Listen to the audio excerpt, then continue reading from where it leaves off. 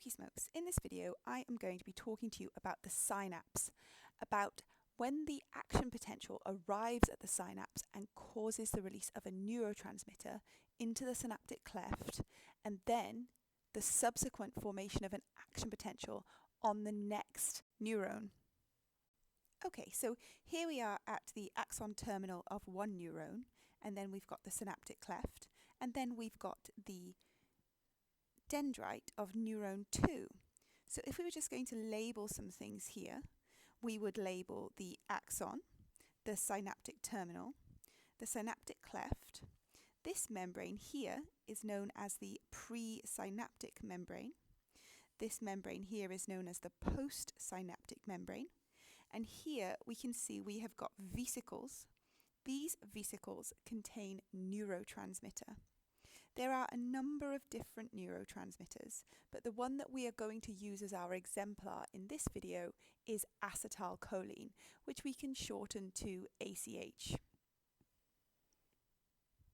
So let's imagine the action potential is being propagated down our axon, and when it arrives at the axon terminal, it increases the potential difference at the axon terminal.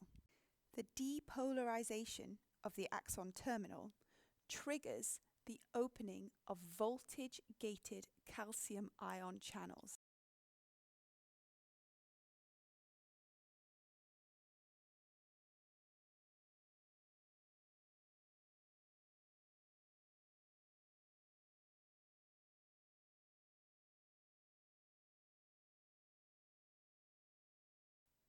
This causes calcium ions to flood into the cell.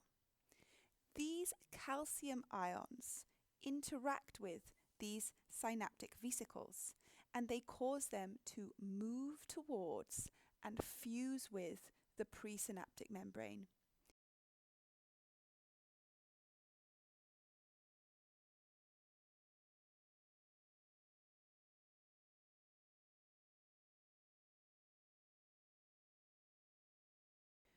When they move towards and fuse with the presynaptic membrane, they exocytose their synaptic vesicle contents. So they exocytose their neurotransmitter, in this case the acetylcholine, into the synaptic cleft. This neurotransmitter then travels across the synapse via diffusion. And when it arrives at the postsynaptic membrane, it binds onto receptors at the postsynaptic membrane.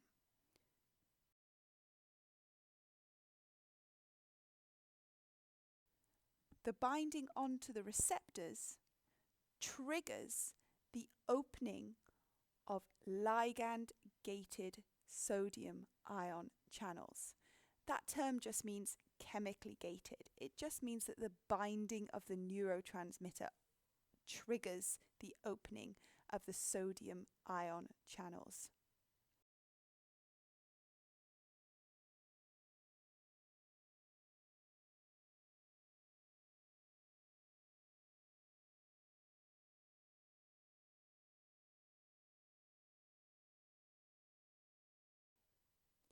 If enough neurotransmitter is exocytosed from the presynaptic membrane and travels across the cleft and binds onto the receptors, and enough sodium ion channels open and enough sodium ions enter the postsynaptic membrane to cause that membrane to reach the threshold value, this will trigger the formation of an action potential on the postsynaptic membrane, which can then be propagated down the next axon.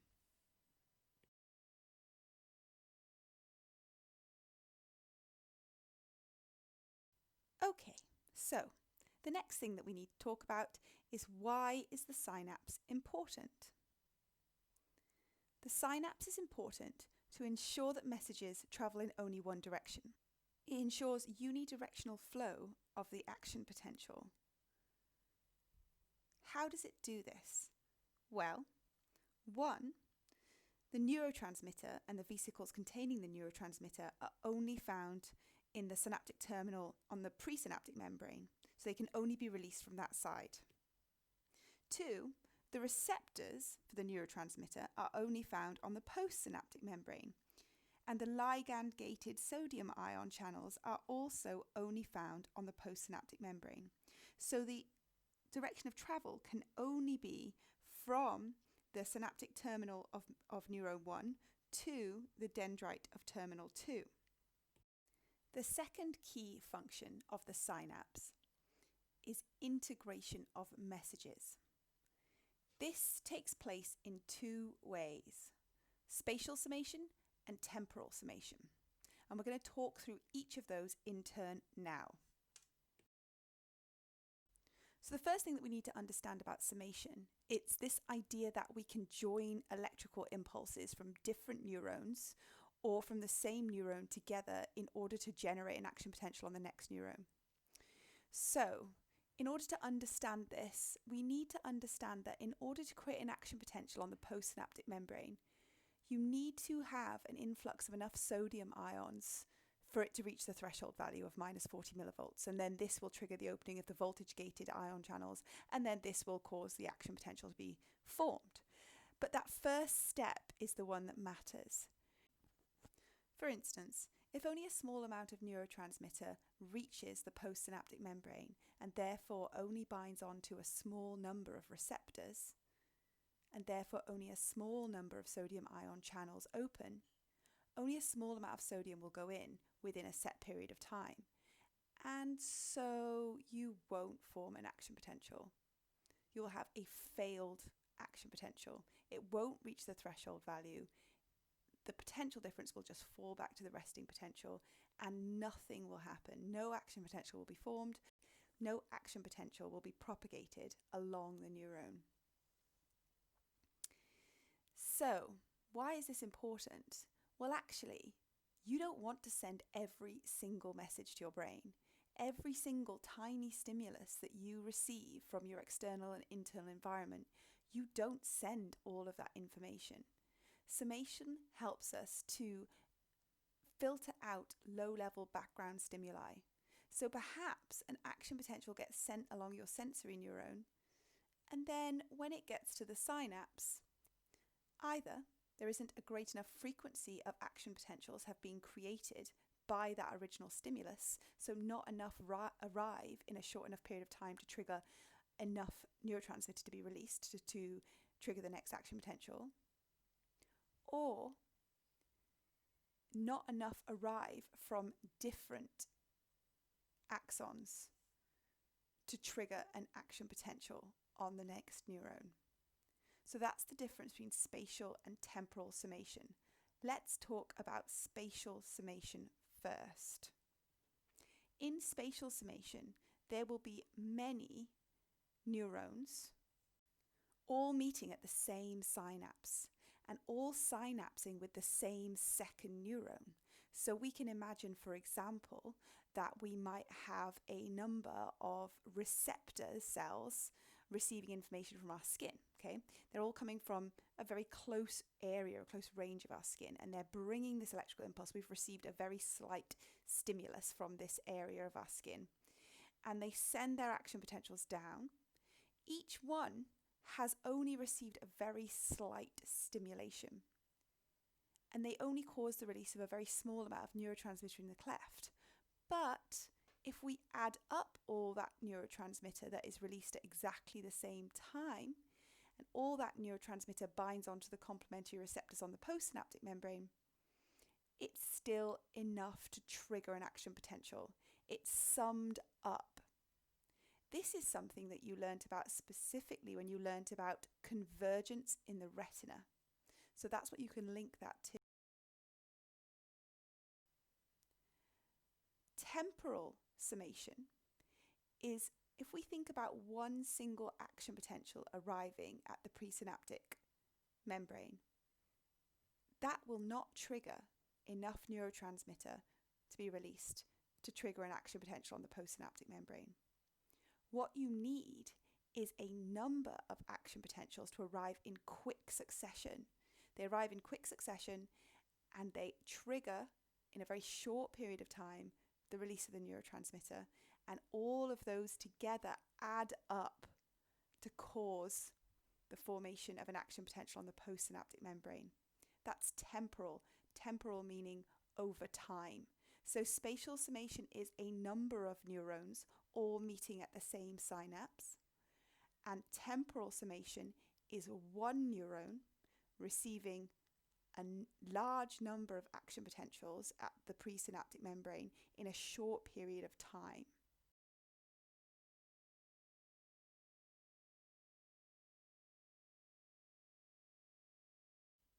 This is linked to the third role of the synapse, which is to filter out low-level background stimuli. So if you don't get enough spatial or temporal summation, we don't send on the message to the next neuron. And that's really important because we don't want to overload our brain with all of this information.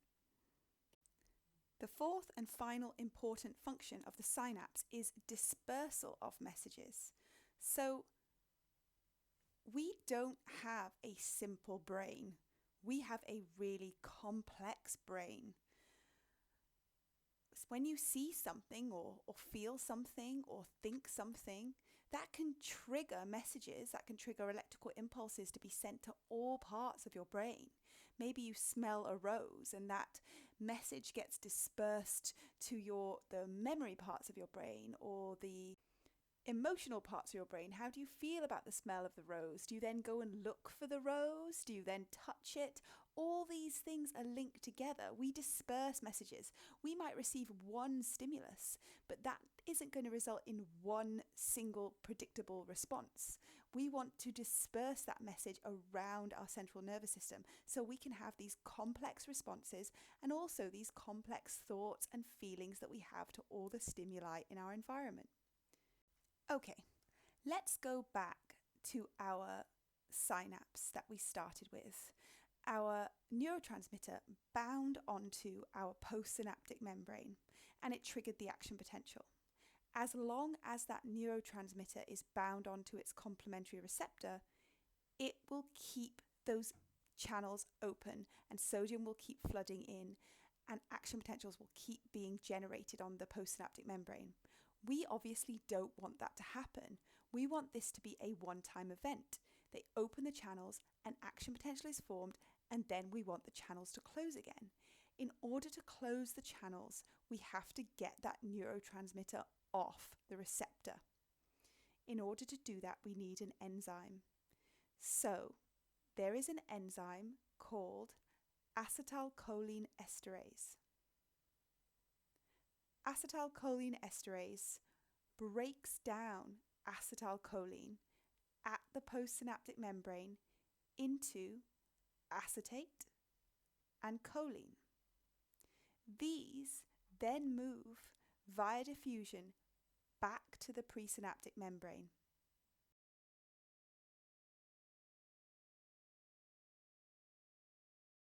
They are absorbed and they are recycled back into acetylcholine and reformed back into vesicles so that the whole process can start again.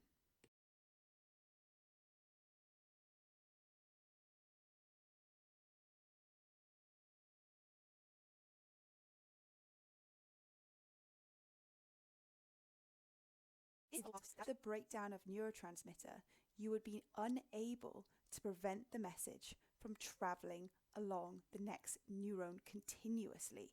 Imagine the problems that could arise. Imagine if you were continuously sending an excitatory impulse down a motor neuron, continuously telling your muscles to contract. This could cause spasms and death. Okay, one final thing before we finish off with this video.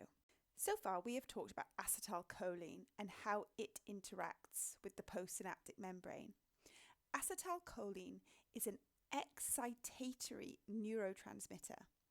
That means that it causes the formation of an action potential on the postsynaptic membrane. So it's an excitatory neurotransmitter. What we say it causes is an excitatory postsynaptic potential. Neurotransmitters come in two groups, excitatory, like acetylcholine, and inhibitory. Inhibitory neurotransmitters act in a very different way to excitatory neurotransmitters. So let's think for a minute about an inhibitory neurotransmitter being released from the presynaptic membrane. When an inhibitory neurotransmitter is released, for instance, GABA,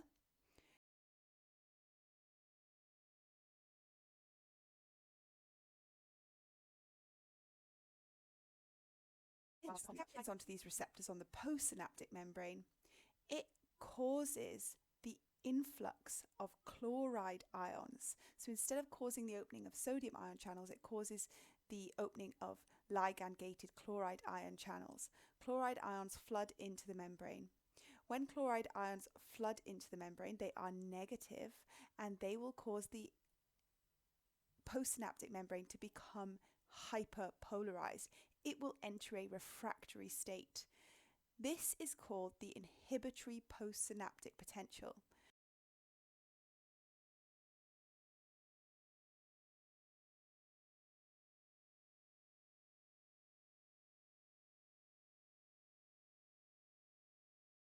Being formed at the postsynaptic membrane.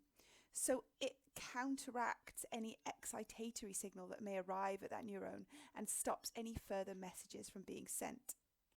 So let's just think about some examples of why that might be important.